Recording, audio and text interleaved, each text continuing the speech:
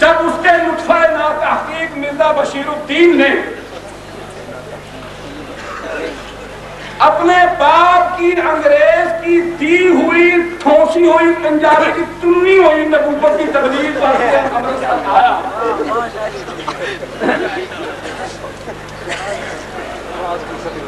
پریرنا hall کے اندر اس نے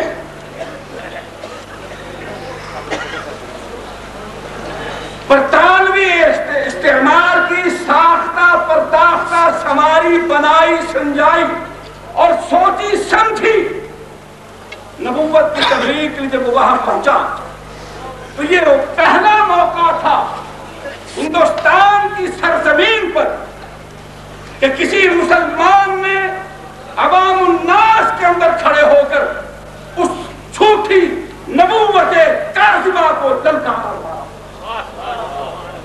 یہ امیر شریعت سید عطا اللہ شاہ بخاری رحمۃ اللہ علیہ کی ذات گرامی تھی، جنہوں نے مرزا بشیر الدین محمود کو برسر عام للکارا، اور اس للکار کے نتیجے میں وہ انگریزی نبوت کا نمائندہ محمدی نبوت کے نمائندے کے سامنے ٹھہر نہ سکا، اور ریٹائرنگ روم کی پچھلی کھڑکی سے ایسا دم دبا کر بھاگا پھر کبھی اس کو زندگی میں جرأت نہ ہو سکی کہ پبلک پلیس میں آ کر وہ فرنگی سامراج کے منصوبوں کی تکمیل کے لیے اس جھوٹی نبوت کا سہارا لے کر لوگوں کو گمراہ۔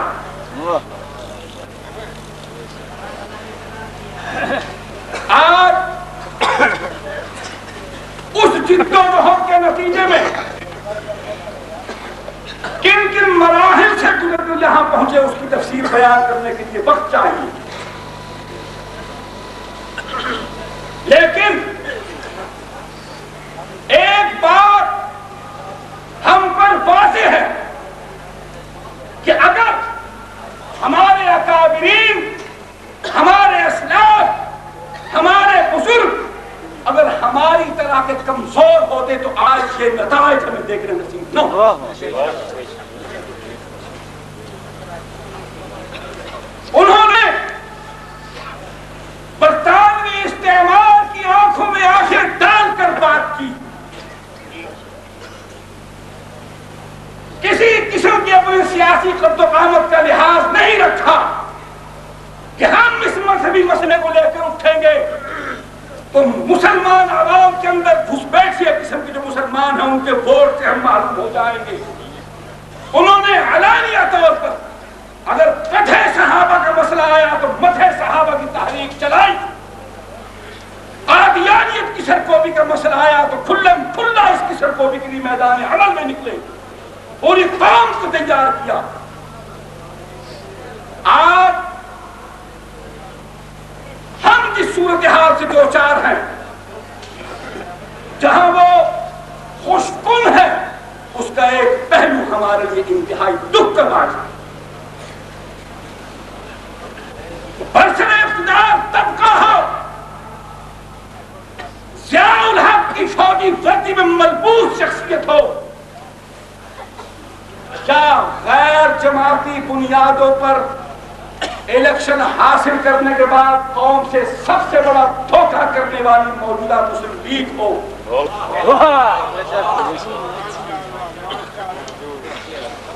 پوری قوم اور پوری امت اور پوری دنیا کے سامنے اعلانیہ جھوٹ بولنے والے کہ جھوٹے مکاروں فریبیوں کا ٹولہ ہو، یا قوم کی رہبری کے اندر سوکھ سوکھ کر قوم کے غم میں، قوم کے فکر میں سوکھ سوکھ کر ہاتھی ہو جانے والے ہمارے لڈرائے کرام ہیں، وہ مصر بے نظیر سے لے کر خان عبد البری خان تک ہو،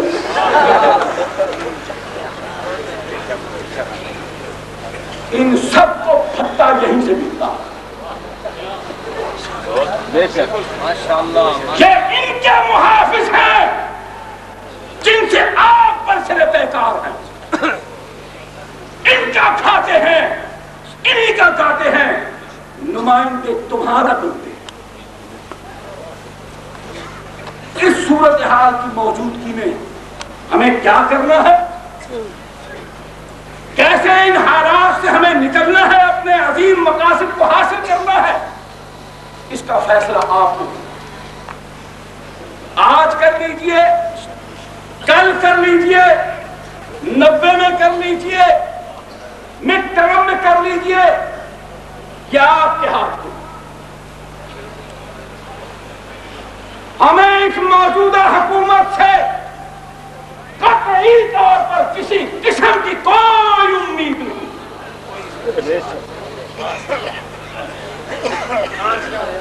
بڑی نمازیں دیکھ لی، بڑے عمرے دیکھ لیے، لیکن جب ان کی نور جہاں سے جفیاں دیکھی تو سب کچھ سمجھ میں آ گیا۔ یہ برسوں کی بات ہے، وہ محمد علی جو کبھی کوشش کرے تھا، خدا نے اس کو کلمہ نصیب کیا۔ ہماری دعا ہے اللہ اس کو سچا مسلمان بنائے، ایسے نمونے کا دکھاوے کا مسلمان نہ ہو۔ ہمارے لیے ہمارے دل میں اس کے باکسر ہونے کی وجہ سے کوئی احترام نہیں، ہمارے دل میں اگر اس کے بارے میں کہیں کوئی احترام اور محبت کا جذبہ ہے تو اس کے کلمہ پڑھنے کی وجہ سے۔ وہ ایک مسلمان نو مسلم پاکستان کی سرزمین پر آیا، اس سرزمین کو دیکھنے کے لیے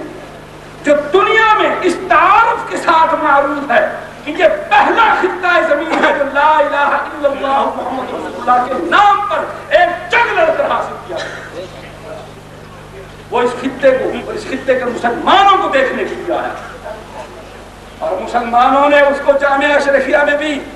قرآن و حدیث کی تلاوت بھی دکھائی، منہاج القرآن میں نماز بھی پڑھائی،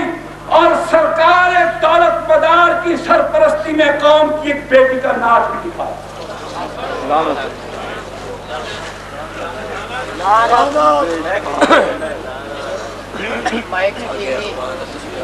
آپ میری بات سمجھ رہے ہیں؟ بات نہیں آ رہی تھی، بات سمجھ میں آ رہی ہے آپ کی کہ نہیں آ رہی؟ آپ کے بس تو قصہ مائک آپ کو پسند بھی آپ بنا سے لے لیجیے۔ ان کے کردار سے، ان کے تان و اخبار سے ہمیں قطعی طور پر کوئی امید نہیں کہ وہ مولانا اسلم قریشی کے اغوا کے مسئلے میں مزید کچھ پیش رفت کریں گے، یا قادیانیوں کو اپنے نافذ کردہ آرڈیننس کے مطابق ماہیاں لے کر، انگڑائیاں لے کر پھر واپس آ جائیں، پھر نئے سرے سے دوسری فہرست لے کر جائیں۔ اس کھیل کو اب ختم ہونا چاہیے کہ نہیں ہونا چاہیے؟ بولو، جو چاہتے ہیں اس کھیل کو اب ختم ہونا چاہیے وہ ہاتھ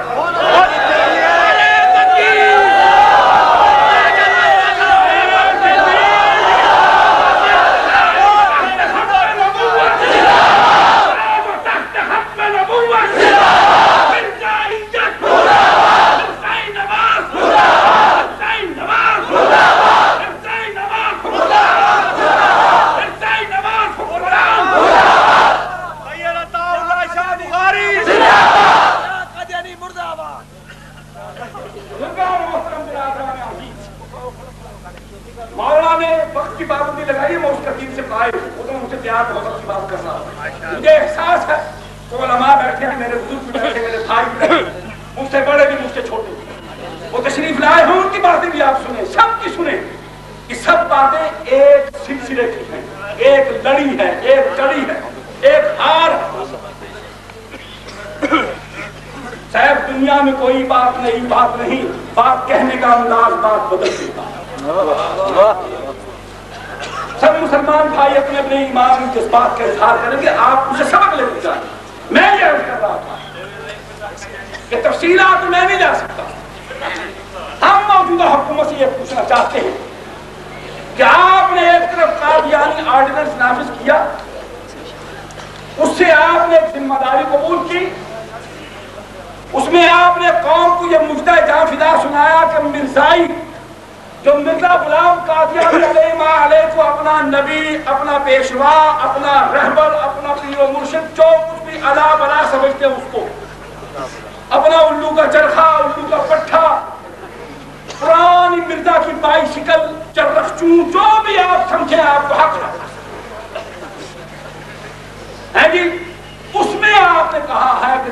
اس کو اپنا پیشوا سمجھتا ہے وہ مسلمانوں میں سے نہیں، وہ غیر مسلم ہے، وہ دائرہ اسلام سے خارج ہے۔ اگر مرزے کو اپنا نبی، اپنا رہبر، اپنا قائد، اپنا پیشوا، اپنا رہنما، اپنا ہادی، اپنا مرشد ماننے والا علامتی طور پر استعارات میں، کنایات میں، اشارات میں، وہ اشارے مرئی ہوں یا غیر مرئی، کسی بھی صورت میں اگر وہ اپنے آپ کو مسلمان بتاتا ہے، سمجھاتا ہے، منواتا ہے، مسلمان ظاہر کرتا ہے، وہ اس آرڈیننس روح سے وہ مجرم ہے،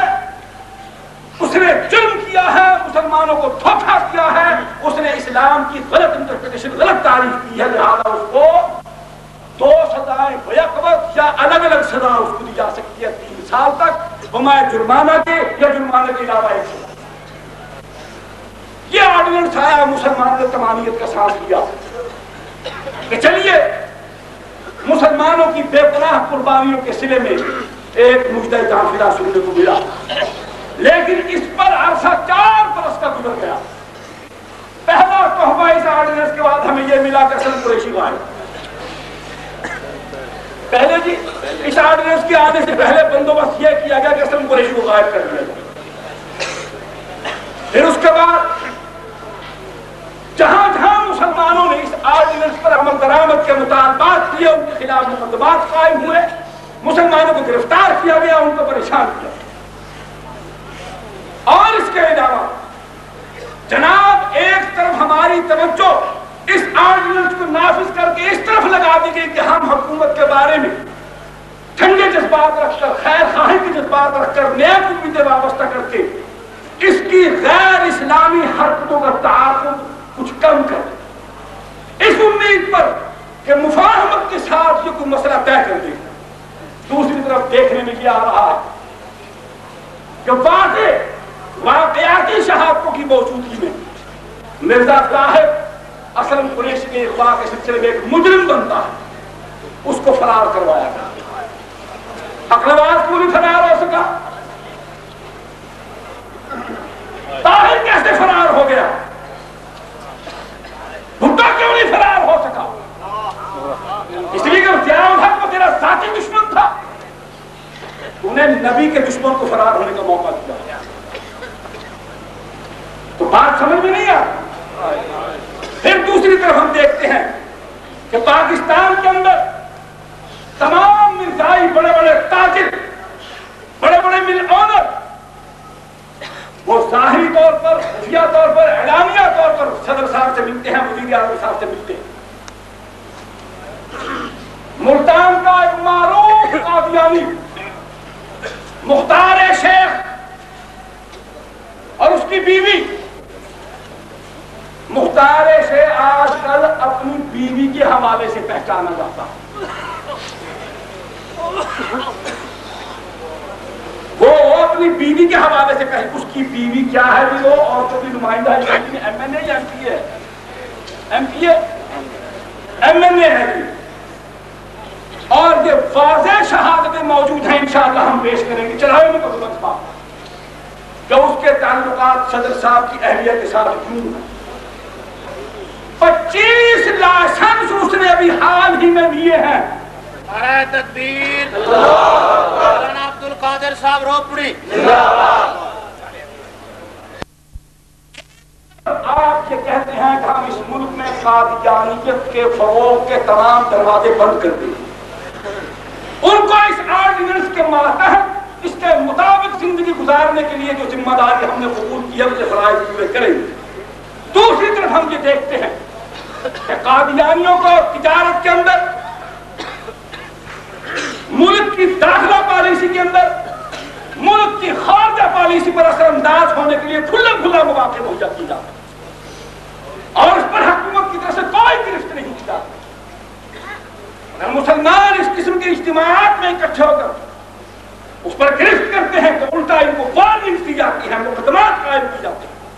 ہم پوچھتے کہ آخر اس 2 عملی کے بعد وہ کون سا راستہ باقی رہ گیا جس راستے سے چل کر آپ پر اعتماد کیا جا سکتا؟ تازہ حالیہ بیان اور مسٹر ٹائر جی ٹیوب جی نے وہاں سے دیا ہے، مرزا طاہر جی نے، جنگ کے اندر اس کا انٹرویو آیا ہوا مرزا طاہر، اس کو سمجھدار دانشور لوگ سمجھ سکتے ہیں کہ وہ کس بولی میں بول رہا ہے، کیا باتیں کر رہا ہے۔ اور اس سے پہلے پاکستان کے اندر مشہور بین الاقوامی بدماش ڈاکٹر عبدالسلام، جس کو ایک سازش کے تحت نوبل پرائز دیا گیا، وہ جناب پاکستان سے باہر بیٹھ کر ہمارے متعلق یہ پراپگنڈا کرتے رہ کر ہمارے متعلق اس انداز میں گفتگو کرتے ہیں پاکستان کا بڑا خیر خواہ، بڑا ہمدرد، بڑا بہی خواہ، بڑا دل درد مند رکھتا ہے پاکستان کے لیے، پاکستان کے مسلمانوں کے لیے، کہ پاکستان فزکس سائنس کے اندر بڑا پیچھے ہے، بڑا پسماندہ ہے، غیر ترقی یافتہ ہے، اس کے اقتصادی کھوچان اور عدم مناسبت کی وجہ سے اس کے یہاں جو اقتصادی اونچ نیچ ہے، جو بدحالی ہے، جو اقتصادی سٹر مضبوط نہیں ہے، اس کی بنیادی وجہ یہ ہے کہ پاکستان فزکس کے اندر، فزکس کی سائنس کے اندر، کیمسٹری کی سائنس کے اندر یہ پسماندہ ہے، بہت پیچھے گیا ہوا ہے، یعنی اس کو میری خدمات لینی چاہیے۔ یعنی امریکہ بابا جو ان کا پالتو ہے، جو ان کا پرورش کرنے والا ہے، ان کا آقا ہے، جہاں ان کو بھتہ ملتا، وہ پاکستان پر دباؤ ڈالے کہ جناب تم اس کو رکھو اپنی سائنسی پسماندگی دور کرنے کی۔ اصل میں یہ اس ٹوہ میں اس کو لگایا گیا ہے، برطانیہ، امریکہ اس کو اپنے ایجنٹ بنا کر پاکستان کی ہمدردی کا نعرہ لگا کر ہمارے پاکستان کے ایٹمی پروگرام کے بارے میں کچھ راز حاصل کرنے کی دلدلی کا کام سر انجام دے گا۔ اور ہماری حکومت یہاں جناب اس کو ڈنر دیتی ہے، استقبالیہ دیتی ہے۔ ان سب چیزوں کے ہوتے ہوئے بتائیے کوئی حکومت کا نمائندہ ہمیں یہ بتائے، باور کرا دے کہ ضیاء الحق اور تھریڈی پر ہم کیسے اعتماد کر سکتے۔ لا الہ الا اللہ ولا الہ الا اس کیفیت سے ہمیں نکالا جائے اور ایک واضح پروگرام ہم کو دیا جائے، یا تو پھر یہ صورتحال ہو کہ یا دشت میں اس بزم کی رونق کو نہ کر جا، یا دشت میں اس بزم کی رونق کو نہ کر جا، یا شہر کی دیوار سے سر پھوڑ کے مر جا، یا پھر ختم نبوت کے خلاف بکواس کرنے والی زبان نہ رہے، یا پھر وہ کام نہ نعرہ تکبیر۔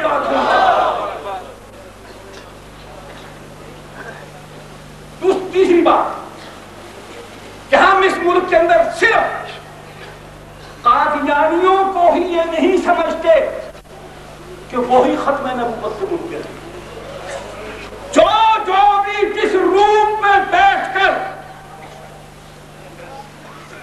ختم نبوت کا انکار کرتا ہے، ہم اس کو مرزا قادیانی کی ذریت البغایا میں شامل کرتے ہیں۔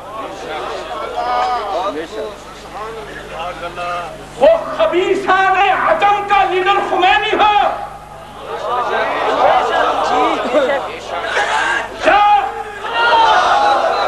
فرنگی استعمار کا نمائندہ غلام قادیانی ہو،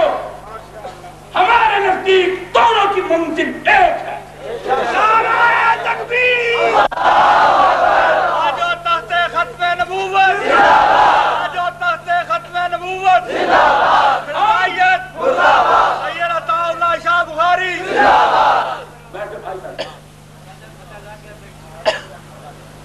ہم جن بنیادوں پر مرزا غلام قادیانی کو دائرہ اسلام سے خارج سمجھتے ہیں،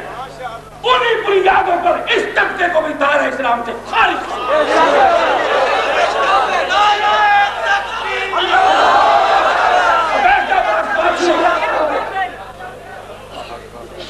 کوئی اس میں ہماری مصلحت نہیں ہے، وہ اور ہوں گے جو مصلحت کی ملفوف لہجوں میں گفتگو کرتے ہوں گے، ہم سے نہیں ہو سکتی۔ کسی کو پسند آئے ٹھیک، نہیں پسند آئے تو بھی ٹھیک، شما بسلامت ما بخیر۔ یہ عقیدے کی بات ہے، دین کی بات ہے۔ مجھے نہ میرے ماں باپ نے نہ میری اولاد میں کوئی ووٹ نہیں دینا کہ ہم کسی سے ڈر کر بات کریں۔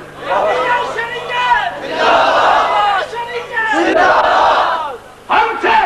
اب جب مداہنت نہیں ہو سکتی، جب پھٹکاری، ہمارا دین چھپانے کے لیے ہم کو نہیں نصیب ہوا، ظاہر کرنے کے لیے بتایا کہ بلغ ما انزل الیک من ربک وان لم تفعل فما بلغت والذی ارسل رسولہ بالہدی ودین الحق لیظہرہ علی الدین کلہ، دنیا کی تمام جان پر ہے محمد اس کو غالب کرنا تیری ڈیوٹی۔ اب اس بات سے ڈر جائے کہ حکومت کی پالیسی کیا ہے، فلاں علاقے میں ہمارے ووٹرز یہ ہیں وہ ہیں، مولانا میں پیر نہیں، میرے پاؤں کو ہاتھ لگائے، پاؤں دبانا تو میں دبا دیجیے، میرے پاؤں میں درد ہے، میرے دل میں درد ہے۔ ہم نے نہیں ووٹ لینے، میرا سارا محلہ رافضی کو ہو جائے، ڈنکے کی چوٹ یہی بات کہوں گا کہ تم غیر مسلم ہو، کافر ہو، مرتد ہو، دائرہ اسلام سے خارج ہو۔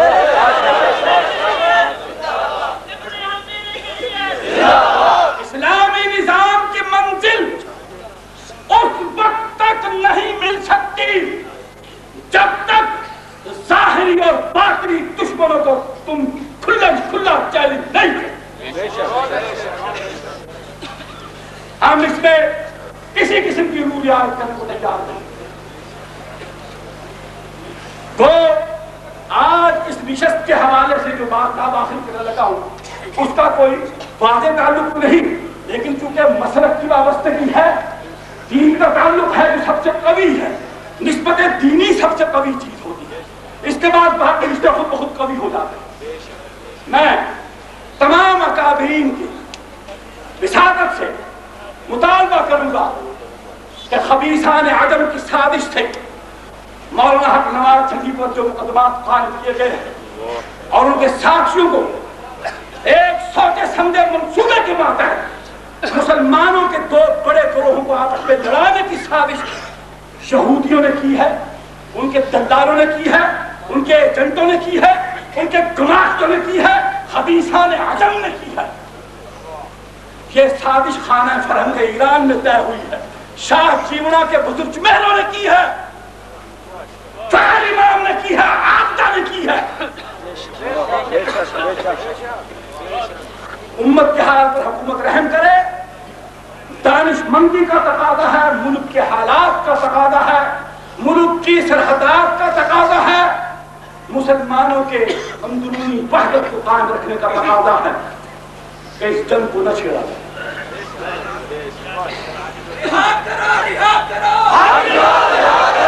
پہلے کرا رہا میں نہیں کروا، کیوں کرا وہ لے کے آئیں سنیں لڑکے اسی جذباتیت نے حملوار کو وہاں پہنچایا اور تم جہاں بیٹھے تم اپنے ہڑبونگ بازی ہلڑ بازی سے بات نہیں آتے، تم اپنی جذباتیت پر قابو نہیں رکھ سکتے، اپنی انرجی کو اپنی طاقت کو ضائع مت کرو، اس کو منظم کرو۔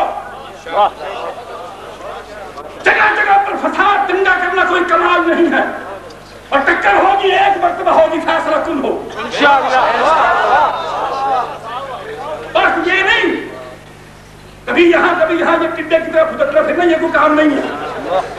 اتحاد اتحاد اتحاد اتفاق اتفاق اتفاق، اپنے آپ کو مسلح کرو، ہاں میں کہتا ہوں مسلح کرو، لیکن امریکی اسلحے سے نہیں، روس کی کلاشن کوف سے نہیں، محمد کریم علیہ السلام کے اسوہ حسنہ سے مسلح کرو۔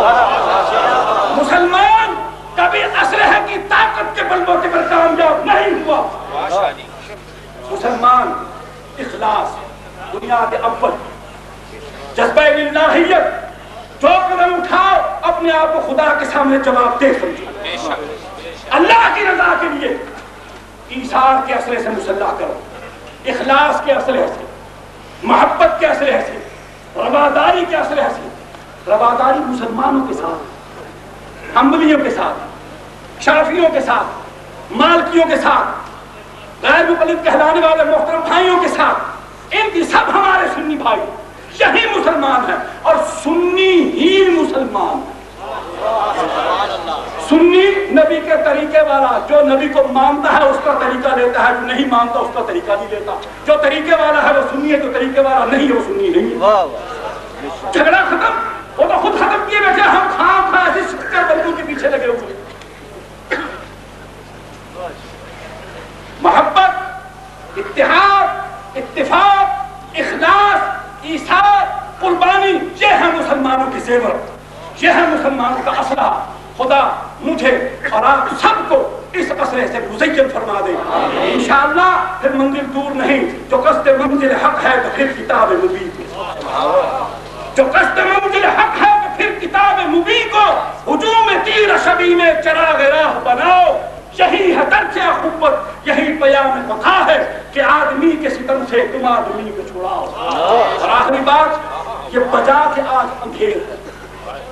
یہ بجا کہ آج اندھیر ہے، ذرا رخ بدلنے کی دیر ہے. یہ بجا کہ آج اندھیر ہے، ذرا رخ بدلنے کی دیر ہے. جو خزاں کے خوف سے خشک ہے وہی شاخ لائے گی برگ و بر.